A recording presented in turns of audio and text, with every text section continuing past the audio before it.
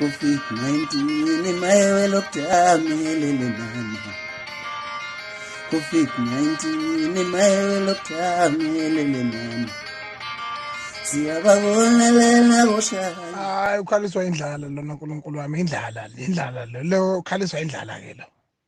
Ngayibona le video uNkulunkulu wami. Bakithi. Bengicela abafowethu onamafoni kaNgizwe Mchunu angithintele yena mfowethu ashatha uBobo Mfanwepiki ushoda ngenduna yabalandeli. Ukhona umsebenzi la mayidinga umsebenzi akeze la kwahluphekile.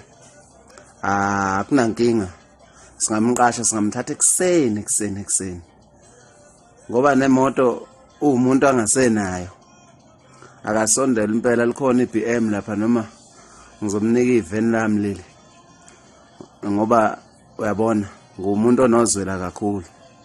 Ngivele ngikhale nje mangibona omunye umuntu esokole vele kwehla inyembezi nje. Ngiyacela ke bafowethu onendlela yokuthola uNgizwe Mchunu angisize.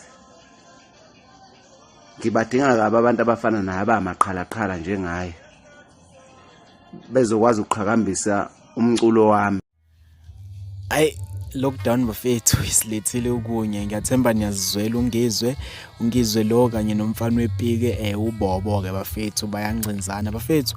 Ngiyanibingelela, ngithemba niyaphila lapha emakhaya during this lockdown bafethu. Ngiyathemba ni safe and healthy ke bafethu. Ke ngifisa nje ukuphawula kwenu ngale clip esenizwile yakhe ke lapha noNgizwe Mchunu kanye ke noBobo bencinzana bafethu. Osukela omunye ke mabesho ngokusho kwakho uBobo uthini na uyena uNgizwe umsikwelile njengoba nibonile ngale clip yokuqala abeyifakile wena uNgizwe usuku lweminye. Ngifisa ukwazi bafethu ukuthi ke ngabe ke lento eyenziwa uNgizwe manje ibheka nje bafethu injani right yini lento ayenzayo ukuthi ethi abantu ke bakhaliswa indlala or balambile nje bafethu. Ngicela ukuzokwena ukuphawula ihlela ningenzansi ku comment section bafethu. Ngiyacela kakhulu ukuthi ningeseke, ngiyabonga nje sengireachile 1000 subscribers.